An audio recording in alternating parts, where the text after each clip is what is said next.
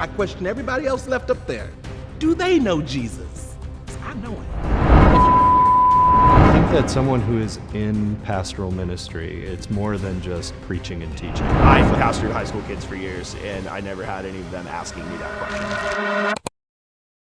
There are 7 men. 5 of them are pastors. 2 of them are secret atheists. Let's find out together which ones they are. Let's go. I'm a pastor. I'm a pastor. I'm a pastor. I'm a pastor.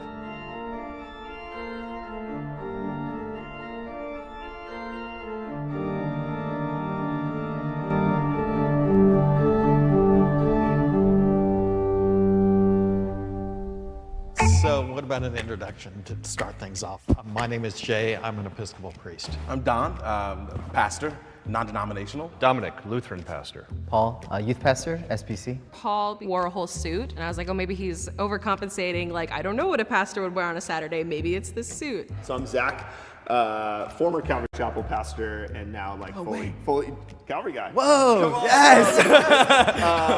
Yeah, hence the tattoos and stuff. My strategy is going to be this idea of like really trying to just hear the heart behind like why people are pastoring. Daniel, also youth pastor, non-denominational. I'm Anna, largely non-denominational, kind of all over the place over the years. I mean, I have a question like education. So Sure. Seminary, maybe degrees, I don't know. Seminary, theological studies. Okay. Yeah. Where at? King's College as well as Oxford University. Okay. Was that like an MA or was it an MDiv or You're what? drilling me in. I know. Absolutely drilling you in, dude. No, your turn. Oh, my turn. Your turn. Yeah, man. So Give it to him. So I'm in an MA program. Yeah, Zach, you grilling everybody. We need to get on you, right? So we want to get to know everybody so that we could figure out who the 2 atheists are, right? Program at Western Seminary currently. I went to Calvary Chapel Bible Come College. on, dude. Yeah. And then did the Veritas program, so a degree in theology with a focus in biblical studies. Oh, sweet. Yeah. Actually, not really a formal institution, but I grew up in such a rural area. There was just nothing for so far. So almost more like an apprenticeship kind of context. yeah. Tiny town with tinier towns around it, so we all would kind of come to the same Lutheran church primarily. She is very suspicious. Her explanation kind of seems fishy to me, at least. So right now we have Anna as a suspect. And this is also a good judge for us to be able to tell if pastors of a church or people who are called by God, right, have the discernment to be able to detect people who don't have the Spirit of God in them. Primarily when I was studying. What kind of Lutheran church? Again, such a small area that just Luther. There's so few people to Generic get. brand. Yes, generic, run-of-the-mill Lutherans. I like that. Immediately, I thought, well, if she's a Lutheran pastor, she would definitely say which denomination she would be. What town did you grow up in? Upper Michigan, actually, very small area. What town? Near Marquette is kind of one of the big cities around there, but Gotcha. it's the one that someone would know. And I've spoken very general terms. I don't even She's definitely it. She's atheist. I'm not buying it. think she knew the city that she came from, but she knew the city that was next to the city she came from. And at that point, I was done. You mentioned that you didn't grow up in the church. More of that going around? Sure. Okay, totally. So I've been there all my life, was baptized at 7 years old. I don't think I really became a believer until I was 30, to be perfectly honest. I did it because I was brought up, and this is what you're supposed to do. You do what they do, and what they say, and you believe, blah, blah, blah, blah. So, yeah, and then I got kicked out.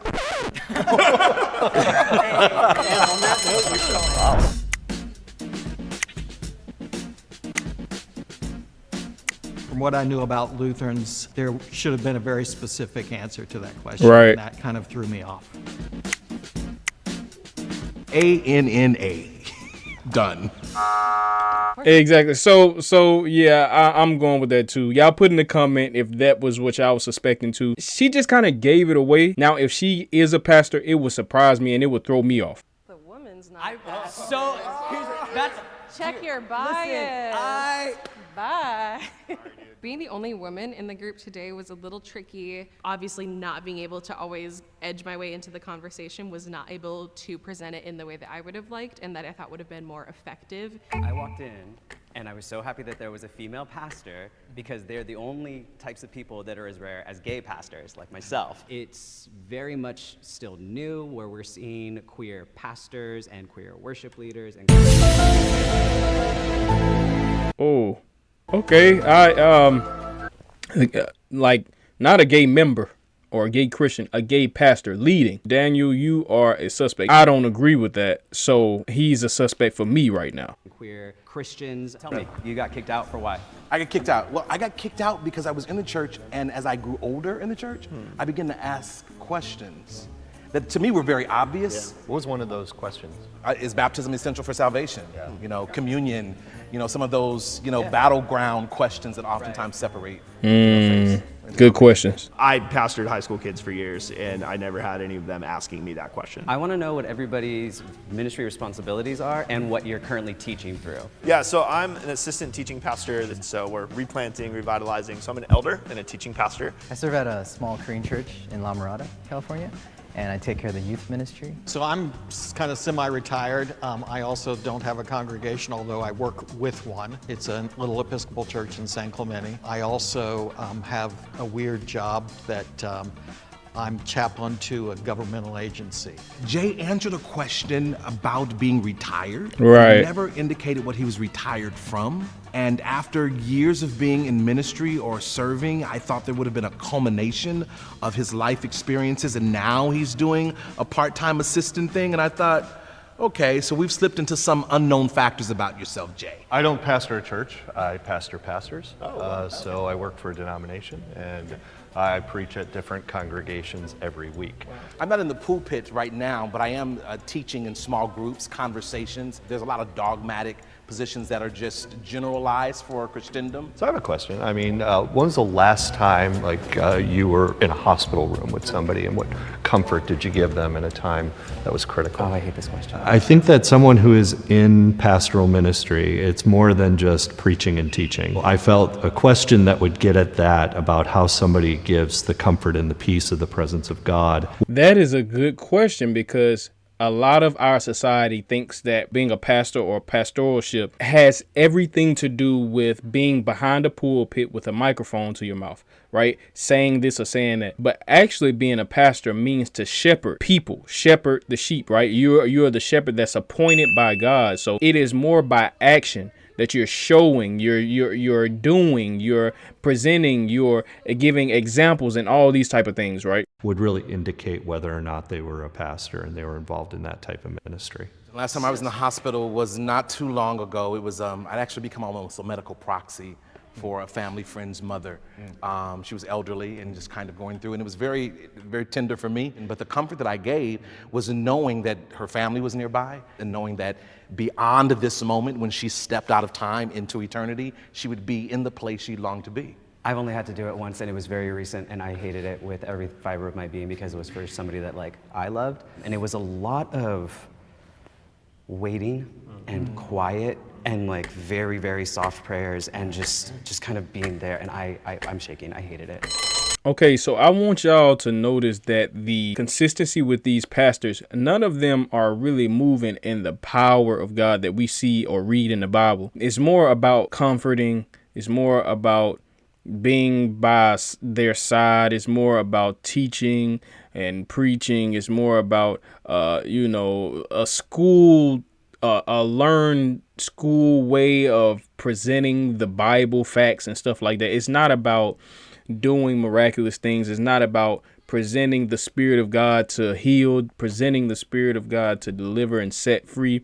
They're more, they may be more along the lines of cessationists, rather than people who are actually moving in the power, believe that the power of God is for today. There are not so many pastors who are walking in the mind of Christ. And I'm not condemning pastors, but that's just the truth. I just want y'all to recognize this so that y'all can see and recognize this as well for yourself. I need to pattern myself and be under someone that walks in the power and authority of Jesus Christ, not just good speech, not just good habits, right? They don't smoke and drink, but I'm talking about the power and authority that comes with being in the body of Christ, right?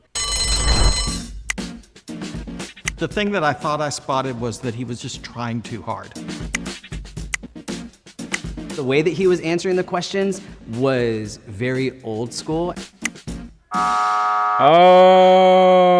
Stop! I could have dropped my croissant. I didn't think Don was gonna leave. I felt confident with Don. What do y'all think? Let me know down in the comments. Let me know who would y'all have voted for in the second round.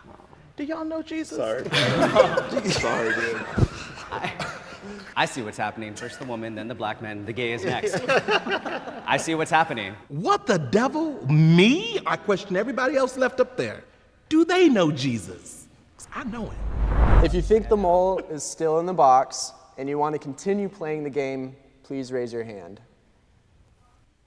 So let's start with the question of what does atheism mean to you? I talk to my kids a lot about agnosticism, more than I talk about atheism, just because of the oversimplification of like, as an atheist, I don't believe in God. Well, it's like, well, what is God? I go back to like what Augustine the Hippo said, right? Like all hearts are restless until they find rest in God. An atheist is not the enemy. It's not just because you don't believe in the God that I love and serve.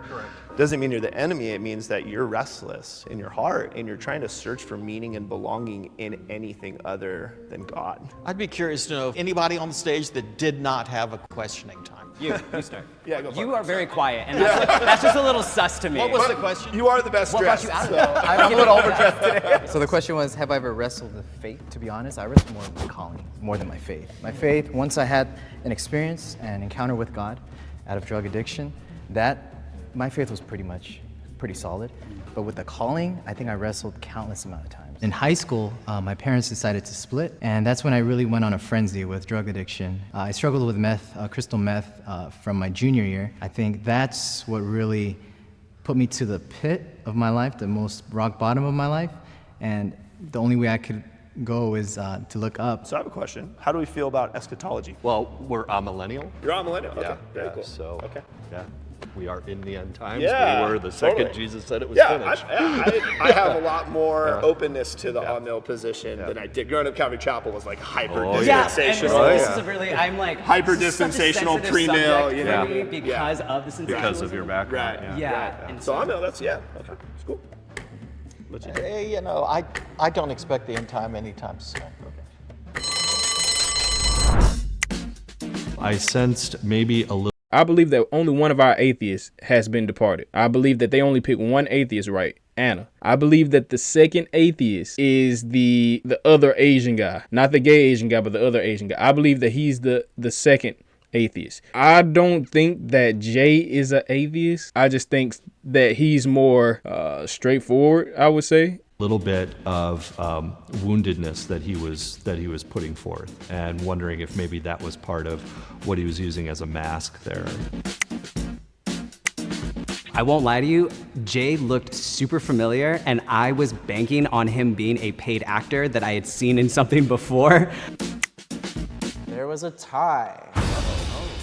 The tie is between Jay and Daniel. I will give you each on the clock 30 seconds to state your case. I don't know what to say except that I think I should have not voted for the redo. Other than that, went to seminary 85 to 88, MDiv, Episcopal priest for 35 years. I thought what was going to do me in is I'm really liberal. And you guys just killed me on that, so that's basically it. I know what to say. I am a pastor. Please don't vote me out. It's as simple as that. I know that I've been ordained for a bit, and I'm in this like new congregation I'm really excited about. And the reason that I actually came was because I heard that there was some cash, and I was like, I really want to take the kids on like a cool trip, and so I really want to like split some of this cash for the kids in the youth group. So that's why I'm here, and I don't want to get voted out. Also, don't be homophobic in June. I was a youth pastor, man. Like, we had budgets for that kind of stuff. Like, I didn't used to use my own personal money. I definitely saw the heart in Jay, and I felt like Daniel was more of a presentation. I told you. Wow. Called it. If the lights turn... Who did you guys choose for round 3? Who did you guys choose for round 3? And the fact that Daniel is cussing like that kind of shows me, and I'm not saying that pastors don't cuss, because there are some crazy stuff that we've seen, but like to openly be a pastor of a congregation and do this knowing that it may go out to millions of people and to still, it just don't line up to me. If the lights turn green, that means the mole is out and you win. If the lights turn red, That means the mole is still in the box and you lose. 3, 2, 1. Okay, so the 2 atheists are out of the box. The 2 atheists are out of the box. So I was wrong in judging that our other agent here was an atheist. Let's see the final reveal. Nice. Good job, guys. Can the moles please reveal themselves? 1, 2, 3. Wow. But I'm gonna pray against the rest of Hey, my apologies, man. Absolutely. My apologies. Absolutely. And Calvary Chapel, all of that was real? I do have a degree in theology from Calvary Chapel Bible. Got it. A big part of it was a personal desire for knowledge and understanding of my own existence. So that was really what drove the course. And I wanted to feel like I was doing everything I could to get those answers.